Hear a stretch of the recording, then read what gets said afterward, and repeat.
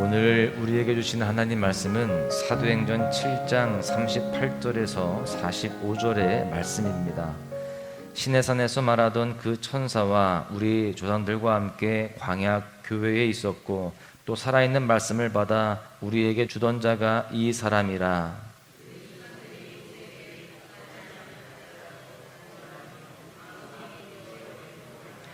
아론더러 이르되 우리를 인도할 신들을 우리를 위하여 만들라. 애굽 땅에서 우리를 인도하던 이 모세는 어떻게 되었는지 알지 못하노라 하고,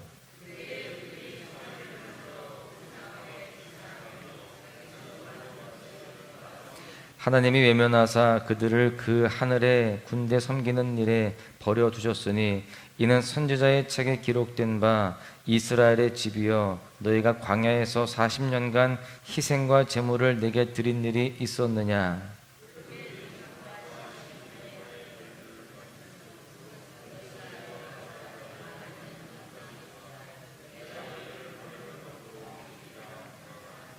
광야에서 우리 조상들에게 증거의 장막이 있었으니 이것은 모세에게 말씀하신 이가 명하사 그가 본 그 양식대로 만들게 하신 것이라.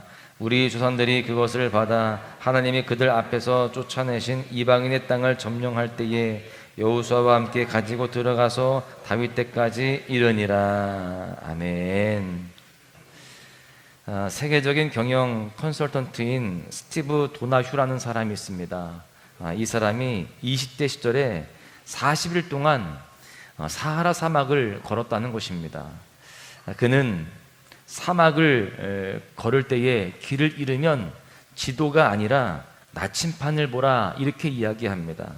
그런데 만약에 나침반이 없다면 하늘의 나침반인 북극성을 보라 이렇게 이야기해요.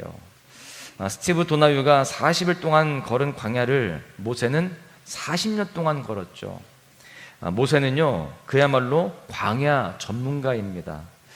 그는 광야에서 생존합니다. 그리고 광야를 통과하여서 최종 목적지 가나안을 눈앞에 두고 있습니다. 이러한 모세는 잠시 걸음을 멈추죠. 그리고 백성들에게 광야를 통과하는 영적인 원리를 설교합니다. 이 광야를 잘 통과하고 최종 목적지인 가나안을 향하여 나아갈 때 이렇게 살아가야 된다. 이것을 꼭 지켜야 한다라고 교훈을 하면서 백성들에게 설교를 하죠. 그것이 바로 신명기서의 말씀입니다. 그가 밝힌 광야를 통과하는 영적인 원리는요, 바로 하늘의 나침반, 내 영혼의 북극성인 하나님의 말씀에 순종하는 것이었습니다. 그래서 우리가 이 신명기 말씀을 읽다가 보면은 반복되는 구절들이 있죠. 청종하라, 청종하라, 청종하라는 거예요. 말씀을 잘 듣고 순종하라는 것이죠.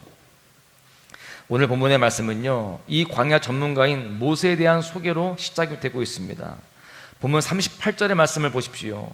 시내산에서 말하던 그 천사와 우리 조상들과 함께 광야 교회에 있었고 또 살아있는 말씀을 받아 우리에게 주던 자가 이 사람이라. 여러분, 이 구절 하반절에 이 사람이 누구냐? 바로 모세를 가리킵니다. 지금 본문의 상황은요, 스데반이 사내들인 공회 앞에서 재판을 받고 있죠. 그런데 이 스데반이 재판을 받으면서 자신을 변호하기보다는, 자기가 빠져나갈 구멍을 찾기보다는 이 기회를 통해서 오히려 복음을 증거합니다. 그래서 그 사람들 앞에서, 공회원들 앞에서 설교하고 있는 거예요. 복음을 증거하고 있습니다. 그러면서 스데반은요, 특별히 모세에 대한 두 가지의 빅데이터를 소개합니다. 첫째로는요, 광야 교회에 있었다라고 하는 겁니다. 여기에서 광야 교회는 광야에 있었던 이스라엘 백성들 전체를 뜻합니다. 그 전체를 교회로 보고 있는 거예요. 특별히 광야 교회라고 기록한 것은 광야 시대에 그 이스라엘이 신약 시대의 교회를 예표한다라는 것을 알려주기 위함입니다. 그래서 이 광야 이야기가요, 지금도 이 교회에게 또 성도에게 적용할 교훈들이 많은 것입니다. 그래서 우리는 이 광야 이야기를 들으면서 우리 교회가 어떻게 나아가야겠구나, 우리 성도가 어떻게 살아가야겠구나, 이것들을 깨닫게 되어지고 또 그 가운데에 결단도 하게 되어지는 것이죠. 두 번째로는요, 모세가 살아있는 말씀을 받아 우리에게 주었다라고 하는 겁니다. 여기에서 살아있는 말씀이라는 것은 모세가 시내산에서 받은 율법을 의미합니다. 스데반은 광야 교회와 살아있는 말씀이라는 두 가지 빅데이터를 통해서 모세야말로 하나님이 인정하시는 이스라엘의 영적인 리더임을 강조합니다. 정통성을 가진 리더라는 거예요. 그런데 모세에 대한 이 이스라엘 백성들의 생각은 달랐습니다. 우리가 잘 알다시피 이스라엘 백성들은요, 하나님이 세우신 그 영적 리더 모세에게 불순종하였습니다. 39절의 말씀을 보십시오. 우리 조상들이 모세에게 복종하지 아니하고자 하여 거절하며 그 마음이 도리어 애굽으로 향하여, 지금 모세에게 불순종했다는 겁니다. 거부했어요. 모세에게 사사건건 원망했습니다. 심지어 다시 애굽으로 돌아가자 이렇게 외쳤던 사람들이 바로 이스라엘의 백성들이었습니다. 여러분, 한 번, 두 번 불순종한 게 아닙니다. 이들의 진짜 문제는요, 그 불순종이 반복되었다라고 하는 겁니다. 사실 이스라엘 백성들에게 있어서 불순종은요, 이 광야 이때만 있었던 게 아닙니다. 그 이전부터 있었죠. 인류 역사는요, 불순종의 역사라고 해도 과언이 아닙니다. 인류 최초의 불순종은 창세기 3장 12절에 나옵니다. 아담이 이르되 하나님이 주셔서 나와 함께 있게 하신 여자, 그가 그 나무 열매를 내게 주므로 내가 먹었나이다. 외롭게 홀로 지내던 아담은요, 하나님께서 허락하신 그 하와를 지금 오히려 불평하고 있습니다. 처음에는 감사했죠. 외로웠는데 하나님이 주셨으니 좋았습니다. 그런데 이제 하나님께 그 하와를 허락하신 것마저 지금 원망하고 있는 상황입니다. 하나님이 주신 이 여자 때문에 내가 지금 죄를 지었습니다. 하나님을 원망하는 거예요. 그리고 이스라엘 백성들은요, 광야에서도 불평합니다. 광야란 어떤 곳일까요? 광야는 그냥 버려진 땅입니다. 광야를 일부러 찾는 사람은 아무도 없죠. 광야에서 불평하는 것까지는 그래서 그렇다 칠 수 있습니다. 제가 이스라엘 성지순례를 갔다 와보고 또 이집트 성지순례를 가보니까요, 불평할 만합니다. 제가 버스를 타고 이동을 해도 힘든데 그 광야에서 그냥 40년을 있으라고 하면 정말 힘든 일이 될 것입니다. 그런데요, 지금 이들은요, 문제가 무엇이냐? 하나님의 은혜는 전혀 생각하지 않습니다. 그리고 매 순간 불순종하는 거예요. 하나님의 은혜는 다 잊어버리고 하나님 앞에 원망만 늘어놓습니다. 심지어 시간이 흐르고 광야를 이제 지나서 약속의 땅 가나안에 들어갑니다. 여러분, 이제 약속의 땅 가나안에서는 불순종을 멈춰야 되지 않겠습니까? 광야는 그렇다 치고 이제 가나안은 살기 좋은 땅이니까 이제 감사함으로 살아가고 순종함으로 살아가야 마땅할 텐데, 이스라엘의 이 모습은요, 불평에 브레이크가 없다는 것입니다. 사무엘상 8장 5절의 말씀을 보십시오. 모든 나라와 같이 우리에게 왕을 세워 우리를 다스리게 하소서 한지라. 이스라엘 백성들은요, 이제 하나님을 향해서 왜 우리는 가나안 백성들처럼 왕이 없습니까? 다른 나라 사람들처럼 우리에게 왜 왕이 없습니까? 이렇게 하면서 하나님을 왕으로 인정하지 않고 불순종합니다. 왜 이스라엘 백성들에게 왕이 없었습니까? 진정한 왕이신 하나님이 계시기 때문에 그런 거였거든요.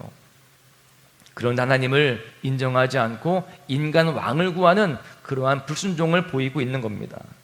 우리는 여기에서 불순종에 대한 중요한 통찰력을 갖게 됩니다. 불순종은요, 내가 원하는 것을 갖게 된다고 해결되는 채움의 문제가 아니라는 거예요. 어떤 것이 내게 채워졌다고 해서, 내가 기대했던 것들이 이루어졌다고 해서 그 불순종이 사라지고 늘 감사만 하는 그런 모습은 아니라는 것입니다. 좋은 집으로 이사 가면, 우리 자녀가 좋은 대학에만 가면, 내 인생의 결핍을 채우기만 하면 불순종이 사라질 것 같지만 금세 또 다른 결핍이 보이는 겁니다. 그리고 또 다른 불평거리, 불순종거리가 생겨난다는 것입니다. 여러분은 어떠십니까? 혹시 이스라엘 백성들처럼 나도 모르는 사이에 불순종하고 있지는 않습니까?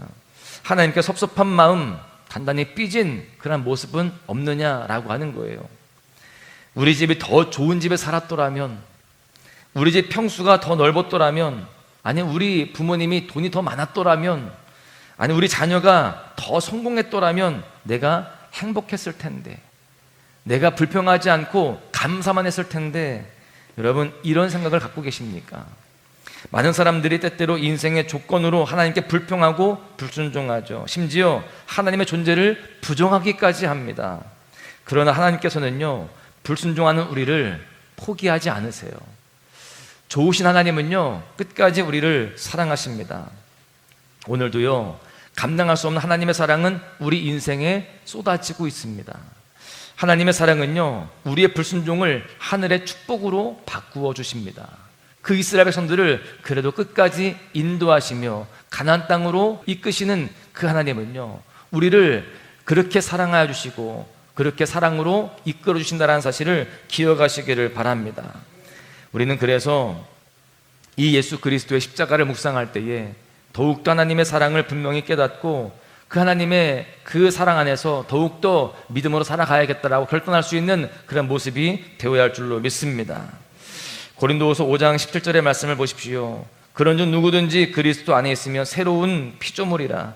이전 것은 지나갔으니 보라 새 것이 되었도다. 성경은요, 예수님을 모시고 사는 인생을 향하여서 새 것이다 라고 이렇게 말씀합니다. 새로운 인생으로 거듭나는 것은요, 체질이 완전히 바뀌는 것을 의미하죠. 마치 똑같은 자동차를 운전하지만 한국에서는요, 왼쪽에서 운전을 하고 일본에서는요, 오른쪽에 앉아서 운전하는 것과 같습니다. 같은 길을 가지만 다르게 살아가는 거예요. 우리는요, 다르게 살아가야 할 줄로 믿습니다. 세상 사람들과 다른 생각을 하고 또한 다른 목적을 가지고 또 그렇게 믿음의 여정을 묵묵하게 끝까지 가야 할 줄로 믿습니다. 우리 신앙생활은요, 비포와 애프터가 분명해야 되는 거예요. 저는 우리 모두가 순종의 그런 기쁨과 열매를 누리면서 끝까지 믿음의 길을 잘 갈 수 있기를 간절히 소망합니다. 여러분, 그렇다면 불순종하는 인생은 어떻게 될까요? 본문 41절의 말씀을 보십시오. 그때에 그들이 송아지를 만들어 그 우상 앞에 제사하며 자기 손으로 만든 것을 기뻐하더니, 여러분, 하나님을 거부하는 인생은요, 결국 우상을 섬기게 되는 것입니다. 우상 숭배는요, 결국 자기 숭배예요. 우상은 자기 만족을 위한 허상일 뿐이라는 겁니다. 아무것도 아니에요. 내 만족과 또 내 즐거움을 위한 그런 허상이다라는 것을 분명히 알아야 됩니다. 사랑하는 여러분, 성도는 일상의 작은 부분까지 하나님께 순종해야 되는 것입니다. 이쯤이면 됐겠지, 이 정도면 되겠지, 내 마음대로 판단하지 마시기를 바랍니다. 내 생각으로 내 경험으로 살아가게 되어지면 우리는 결국 하나님이 아닌 우상을 선택하게 되어지는 겁니다. 자기 만족을 추구하게 됩니다. 자기 탐닉과 자기 숭배로 이어진다라고 하는 거예요. 여러분, 오늘이 모여서 미래가 된다고 하죠. 오늘을 순종하시기를 바랍니다. 오늘 내 인생을 향한 하나님의 말씀을 기억하시기를 바랍니다. 오직 하나님의 말씀대로 매 순간 생각하고 선택하고 결정할 때에 우리의 인생은요, 하나님께 기쁨으로 순종하게 될 줄로 믿습니다. 바라기는 우리 모두가 이러한 삶을 소망하면서 하나님께 순종하는 자로 승리해야 할 줄로 믿습니다. 이제 말씀을 정리하겠는데요, 사랑하는 소망가족 여러분, 불순종은요, 채움의 문제가 아닙니다. 불순종은 하나님을 대적하는 내 영혼의 상태인 겁니다. 그리고 불순종은 결국 우상 숭배로 이어져요. 이 시간 혹시 내 안에 불순종의 모습은 없는지 돌아보아야 할 줄로 믿습니다. 혹시라도 내 내면 한 구석에, 내 삶의 어느 한 구석이라도 그렇게 작은 불순종의 모습이 있다라고 한다면 회개하시고 다시금 말씀을 따라 순종의 자리로, 주님이 부르시는 사명의 자리로 나아가야 할 줄로 믿습니다. 오늘 하루, 특별히 이 8월 한 달, 우리 인생의 나침반, 북극성과 같은 말씀을 더욱더 가까이 하시기를 바랍니다. 불순종을 떨쳐내고 순종의 삶으로 승리하시기를 바랍니다. 그 가운데에 하나님의 사람으로 더욱더 존귀하게 세워지고 승리하시기를 주님의 이름으로 다시 한번 간절히 축복합니다. 화려하지 않아도 정결하게 사는 삶, 가진 것이 적어도 감사하며 사는 삶, 내게 주신 자